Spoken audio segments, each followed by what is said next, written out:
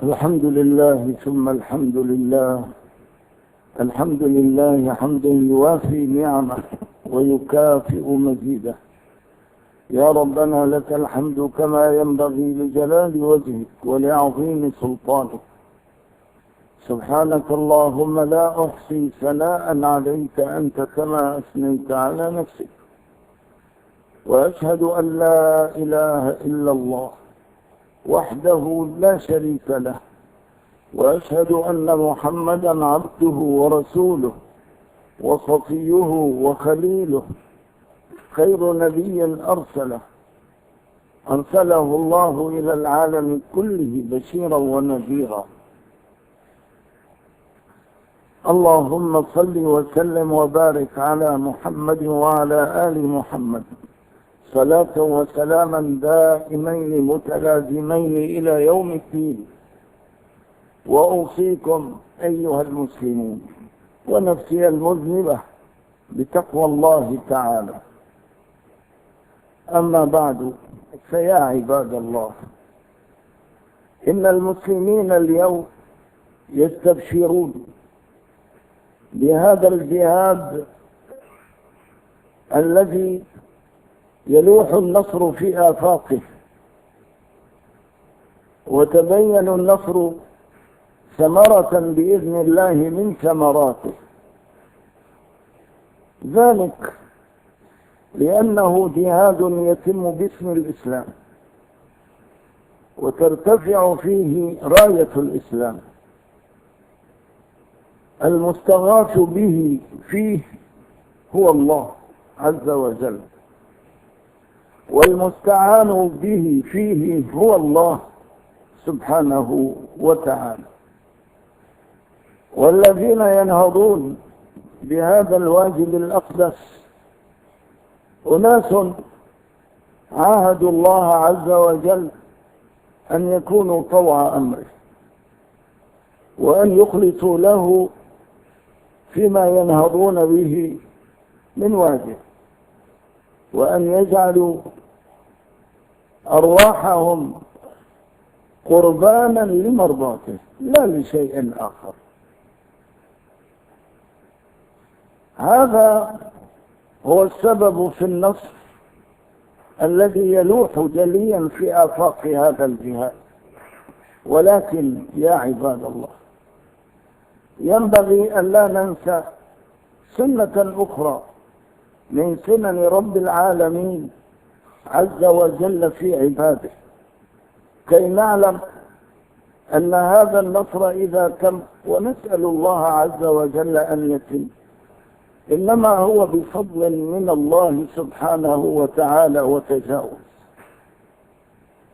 هذه السنة تلوح جيدا واضحة في قول المصطفى صلى الله عليه وسلم لزينب وقد استيقظ من رقاده للتوب، قال: ويل للعرب من شر قد اقترب، فتح اليوم من ردم يأجوج ومأجوج هكذا. وعقد رسول الله صلى الله عليه وسلم بإصبعه بهذا الشكل. قالت له زينب رضي الله عنها: يا رسول الله، أنهلك وفينا الصالحون؟ قال: نعم، إذا كثر الخبث.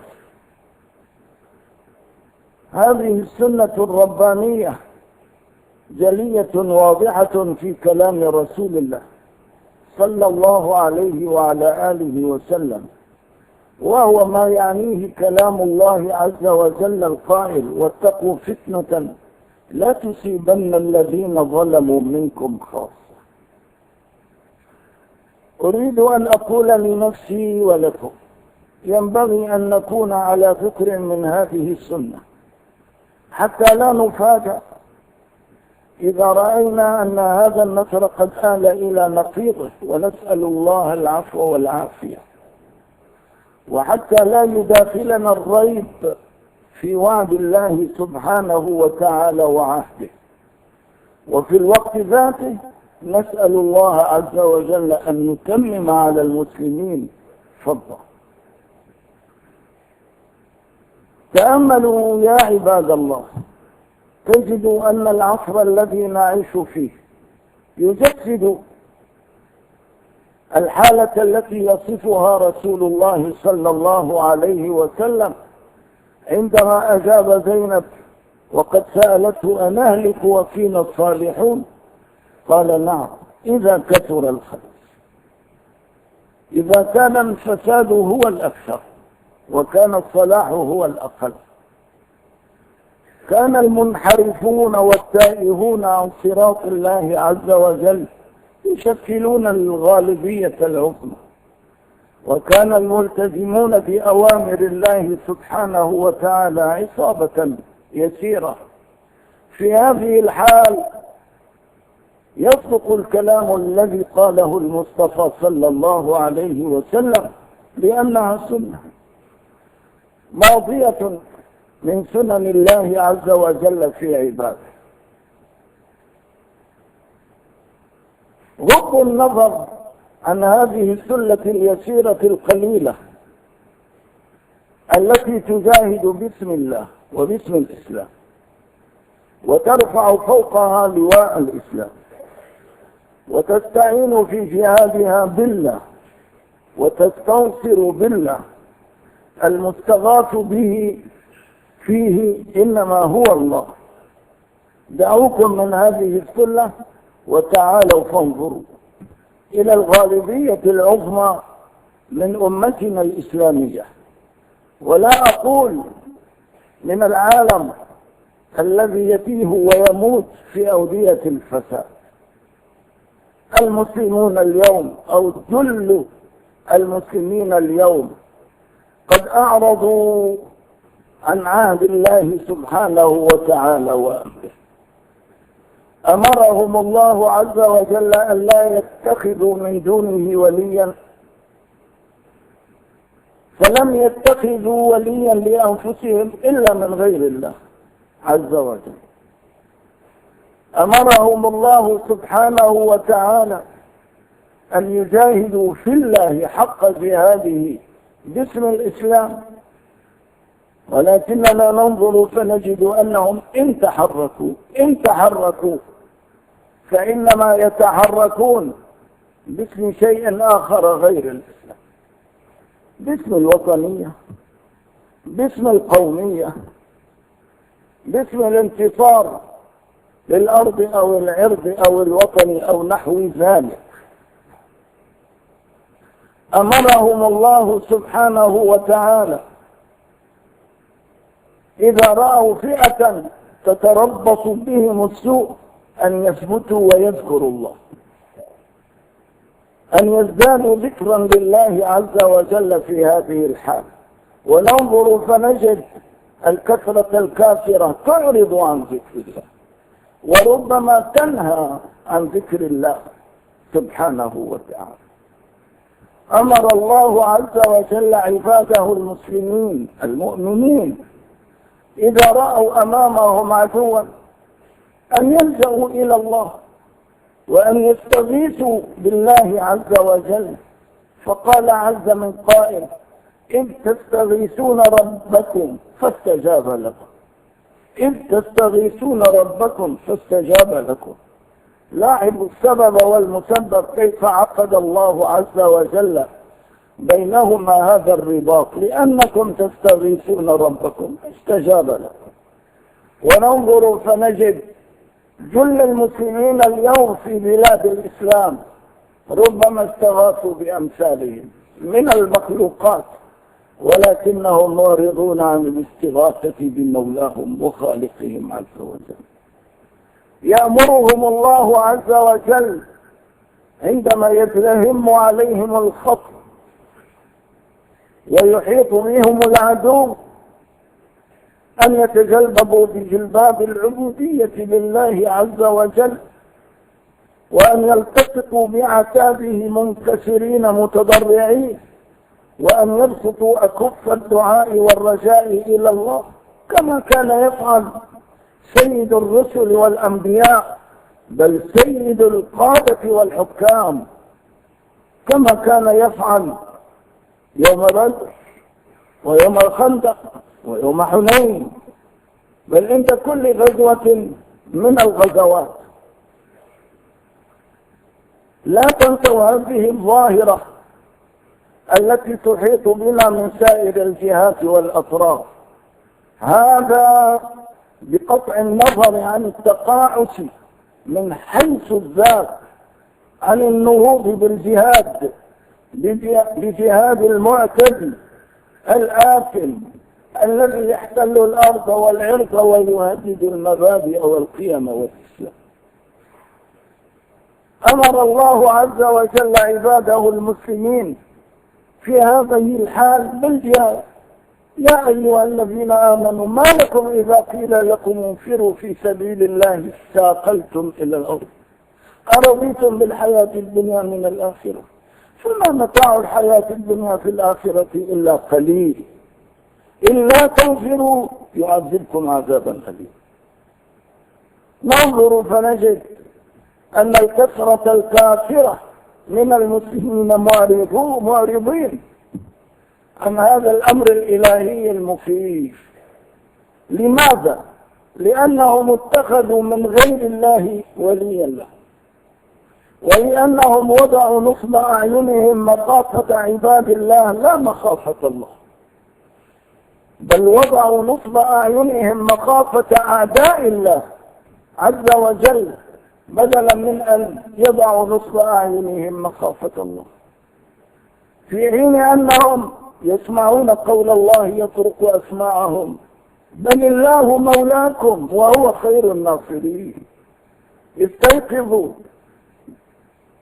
أمريكا ليست هي الرعب المتسرب إليكم، أمريكا ليست إلا عبادا من عباد الله عز وجل يمحقهم عندما يشاء، لكن عندما يجد الجماعة المؤمنة المنضبطة بأوامر الله التي تتفاعل مع قول الله عز وجل إن وليي الله الذي نزل الكتاب وهو يتولى الصالح. ها أنتم ترون التخاطب، بل ها أنتم ترون أن كثيرا من هؤلاء المسلمين ينتقدون ويتهجمون على إخوانهم المجاهدين في سبيل الله بالنقد اللاذع. أريد أن أذكر نفسي وأذكركم من خلال هذا بأن السنة الربانية تقتضي الخذلان ولا تقتضي النصر،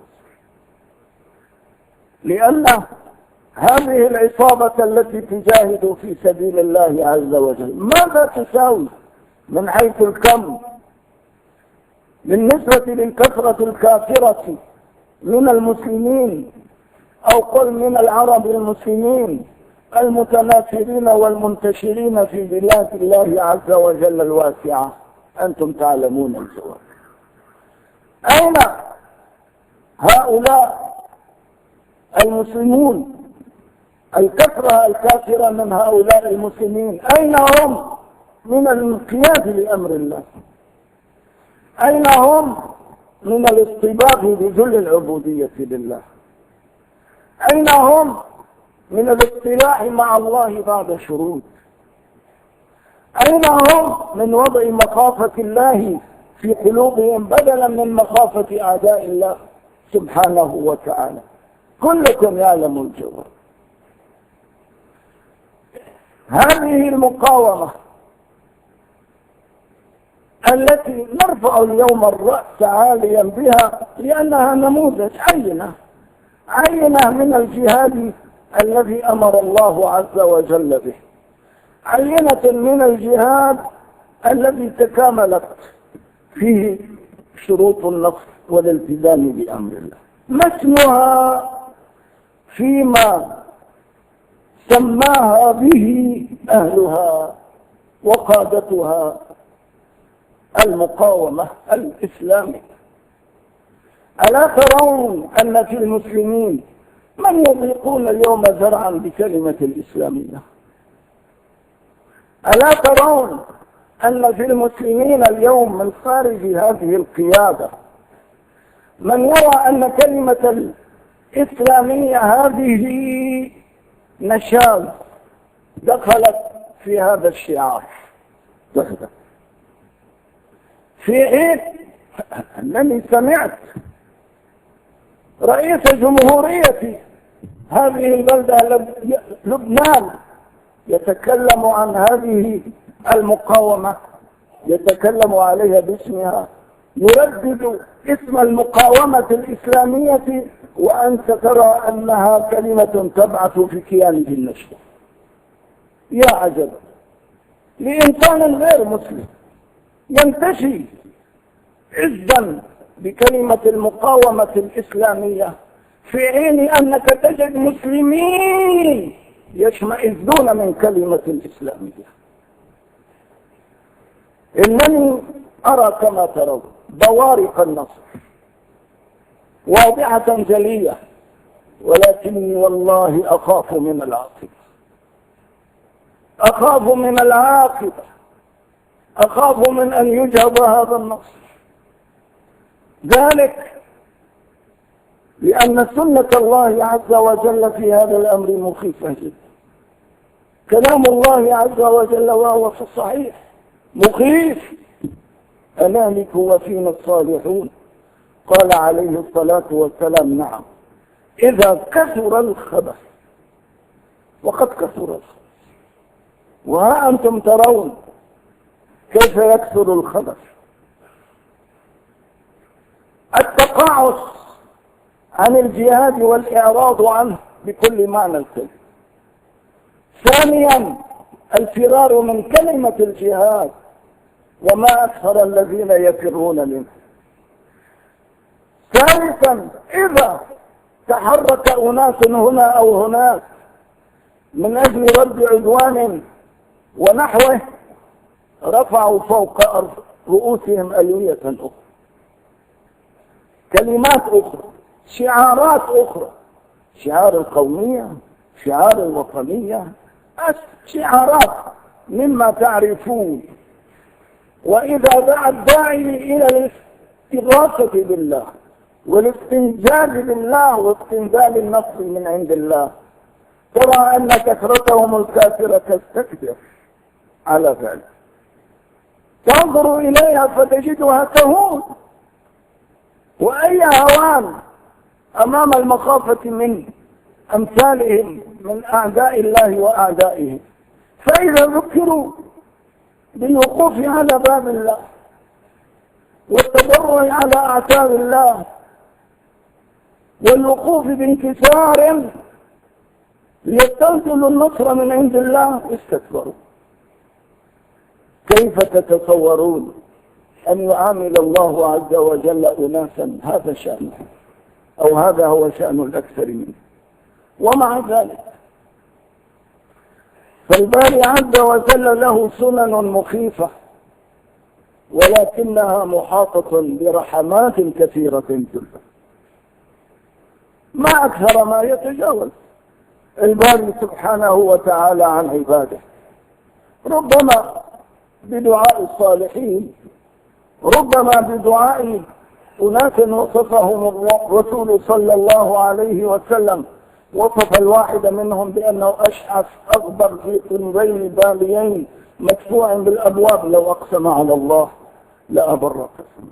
وربما نصرهم الله عز وجل حفظا لهذه القلة بذاتها، لأنها اصطلحت مع الله، ولأنها كانت على العهد مع الله عز وجل، ولأنها صدقت في استنزال النصر من عند الله، وفي اتخاذ الله وليا دون غيره لأنفسها في عملها الذي تسعى إليه والذي تنهض به لوجه الله عز وجل. ربما لكن الذي أريد أن أقوله لنفسي ولكم، إياكم إذا رأيتم شيئا آخر أن يدخل هذا الشيء الآخر الريبة في قلوبكم. إذا رأى شبابنا الذين لا يعلمون الكثير من الثقافة الإسلامية ولا يقفون عند دراسة سنن الله في عباده، إذا فوجئوا بأن هذا النصر تحول إلى نقيضه. لا يفتننهم الشيطان، بل ينبغي أن يجدوا في ذلك مزيدا من الأدلة على قانون الله عز وجل في عباده. أجل، ومع ذلك فنحن متفائلون بالنصر، لأننا نعلم أن رحمة الله عز وجل دائما تسبق غضبه، والمأمول في منعطفنا هذا أن تسبق رحمة الله عز وجل لعباده جميعا غضبه. ثم هنالك باب آخر أيها الإخوة، إذا ولجنا فيه مخلصين لله عز وجل، مخلصين لله عز وجل، كان ذلك شفيعا لأمتنا بإذن الله، بأن لا تطبق فيها هذه السنة المفيدة، وبأن يتجاوز الله سبحانه وتعالى عنه. نحن بحاجة في هذا الجو اللاهب إلى رحمة الله، نحن بحاجة إلى أن نستنزل رحمات الله عز وجل لا بنا فقط بل بأمتنا الإسلامية جمعاء. فكيف نستنزل الرحمة من عند الله؟ نستنزل الرحمة من عند الله عن طريق التراحم. عندما نتراحم لوجه الله لا لمصلحة من المصالح، تقربا إلى الله، فاعلموا أن ذلك إيذانا بأن الله سيرحمه. حاولوا يا عباد الله أن لا تتحقق فينا هذه السنة المخيفة بسبب الكثرة الكافرة من الخبث، كما وصف رسول الله صلى الله عليه وسلم: حاولوا أن تبرأوا عن أمتنا هذا البلاء الذي تهددنا به هذه السنة عن طريق الترحم. ولقد وضعنا الله عز وجل أمام مناخ لهذا التلاف، مناخ خاص في كل يوم موجود باب مفتوح للتراحم، لكن نشاهد اليوم أنفسنا أمام دعوة وامتحان لهذا التراحم من نوع معين.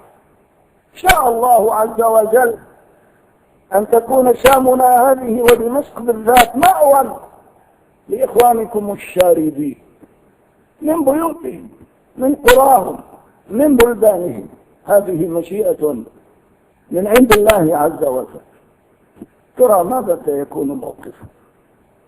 هل نعرض؟ هل يظل كل منا عاكفا على لهوه وشهواته وأهوائه؟ هل يدخر المال الذي جمعه إن كان كثيرا أو قليلا لمتعته ولذاته، أم يعود بالكثير أو القليل من ذلك إلى هؤلاء الإخوة الذين بعثهم الله عز وجل إلينا؟ نفتح لهم قلوبنا، نفتح لهم بيوتنا، نفتح لهم ضيوفنا وصناديقنا، نريهم المعنى الأمثل بقول الله سبحانه وتعالى: إنما المؤمنون إخوة فأصلحوا بين أخويكم. هذا امتحاننا الله عز وجل به في هذه المناسبة، وهو ابتلاء آثاره واضحة. إن رحمنا إخواننا وأشعرناهم بأننا وإياهم كالجسد الواحد، كما قال رسول الله صلى الله عليه وسلم: إذا اشتكى منه عضو تداعى له سائر الجسد بالسهر والحمى. فأغلب الظن، وهذا هو ظننا بالله، أن النصر سيتوج بمزيد من النصر، وأن الله سبحانه وتعالى سيؤيدنا ولسوف يمحق أعداءنا وأعداءه. ولكن إذا أعرضنا وإذا كان الشح هو المهيمن علينا، فاعلموا أن سنة الله عز وجل التي حدثتكم عنها ربما كانت هي الماضية. وأظن وأحسن الظن بالله عز وجل أن أمتنا الإسلامية لا سيما في شامنا ولا سيما في دمشق أمة متراحمة. إذا دعا الداعي استجابت لأمر الله، تفعل ما تفعل لوجه الله. ومن ثم لا توجد منه، لا يوجد امتنان، بل لسان حالنا يقول نشكر الإخوة الذين قبلوا أن يكون ضيوفا بيننا، الفضل له. فأقبلوا إلى هذا الذي يدرأ عنا الخطر، خطر هذه السنة، وقولوا لإخوانكم، كونوا خير عون لإخواننا الذين شاء الله عز وجل أن يكونوا ضيوفا بينكم. وهنا أحب أن ألفت النظر أننا في هذه الحالة ينبغي أن نتناسى فوارق ما بين الملتزمين وغير الملتزمين، فوارق ما بين المستقيمين والشاردين عن صراط الله. الكل يجب أن يجدوا مائدة الإكرام، مائدة الرحمة. في مناسبات أخرى نذكر الشارد وننبه الغافل، لكن ما ينبغي أن نربط هذه بتلك حتى لا يكون ذلك سببا لجرح، وحتى لا يكون ذلك سببا أو مظهرا من مظاهر الامتنان. لا، في هذه الحالة هكذا علمنا الله، وهذا من الذوق الذي يربي الإسلام عباده المسلمين عليه. الجائع الشارد المبتعد عن وطنه نقول له مرحبا وأهلا بك أيا كنت، فإذا استقر به المقام وشاع الأنس بيننا وبينه ذكرنا. في هذه الحالة تكون التذكرة مقبولة. أقول قولي هذا وأستغفر الله العظيم فاستغفروه يغفر لكم. وها هنا إخوة نثق بهم سيقفون على باب المسجد ليستقبلوا أوقياتكم التي يوفقكم الله عز وجل. الحمد لله حمدا كثيرا كما أمر، وأشهد أن لا إله إلا الله إقرارا بربوبيته وإرغاما لمن جحد به وكفر، وأشهد أن محمدا عبده ورسوله وصفيه وخليله، خير نبي أرسله الله إلى العالم كله بشيرا ونذيرا. عباد الله، اتقوا الله فيما أمر وانتهوا عما نهى عنه وزجر، وأخرجوا حب الدنيا من قلوبكم فإنه إذا استولى أثر. واعلموا أن الله أمركم بأمر بدأ فيه بنفسه وثنى بملائكة قدسه، فقال عز من قائل عليما: إن الله وملائكته يصلون على النبي يا أيها الذين آمنوا صلوا عليه وسلموا تسليما. اللهم صل وسلم وبارك على محمد وعلى آل محمد كما صليت على إبراهيم وآل إبراهيم، وبارك على محمد وعلى آل محمد كما باركت على إبراهيم وآل إبراهيم في العالمين إنك حميد مجيد. ورضي الله عن الخلفاء الراشدين ومن تبعهم بإحسان إلى يوم الدين. اللهم اغفر للمسلمين والمسلمات والمؤمنين والمؤمنات الأحياء منهم والأموات، وألف بين قلوبهم يا ذا الجلال والإكرام. اللهم إنك تعلم أن ليس لنا عمل صالح نتقرب به إليك يا ذا الجلال والإكرام. نحن مقرون بأوزارنا وتقصيرنا، مثقلون بما حملنا من معاصي يا رب العالمين، ولكن عبادك المؤمنون بك نلوذ ببابك ونلتصق بأعتابك، نتقرب إليك بشيء واحد هو ذل عبوديتنا وعظيم افتقارنا إليك وغناك عن عبادك جميعا يا رب العالمين يا ذا الجلال والإكرام. نسألك وقد بسطنا الكف الضراعة إلى سماء رحمتك أن تستجيب الساعة دعاءنا وأن تحقق رجاءنا. اللهم إنا نستغفرك إنك كنت غفارا فاغفر لنا ذنوبنا كلها دقها وجلها. نستغفر لأنفسنا ولإخواننا المؤمنين فاغفر لنا ولهم جميعا. أوزعنا وأوزعهم أن نعود إلى صراطك وأن نتوب إليك ونعود إليك يا ذا الجلال والإكرام. اللهم إنا نسألك أن تصلح حال المسلمين وأن تجمع كلمتهم وكلمة قادة المسلمين على ما يرضيك، فإنك أنت الهادي، أنت هادي المضلين، وأنت الذي يقيل عثرة العاثرين. ارحم اللهم عبيدك، ارحم اللهم عبيدك المؤمنين ذوي الخطر العظيم. يا ذا الجلال والإكرام. اللهم انصر عبادك المجاهدين الذين يجاهدون في سبيلك، الذين يضحون بأرواحهم في سبيل مرضاتك يا رب العالمين. اللهم إنك تعلم أن الظالمين الذين طغوا وبغوا وعثوا في الأرض فسادا يقتلون، يسفكون الدماء، يهدمون البيوت على رؤوس الأحياء، يحيلونها إلى القبور، وإنك أنت الذي توعدت الظالمين بالإهلاك، أنت القائل فأوحى إليهم ربهم لنهلكن الظالمين. فنسألك اللهم أن تهلكهم الغداة يا رب العالمين بعذاب واصب من عندك. اللهم إنك تعلم أنهم يستعينون بطغاة أمرك، أما عبادك المجاهدون فهم يستعينون عبادك المجاهدين في سبيلك. أنزل عليهم النصر المبين الذي ينتظرونه، وآلك اللهم الظالمين، آلك الظالمين بالظالمين، وأخرجنا من بين أيديهم يا مولانا سالمين.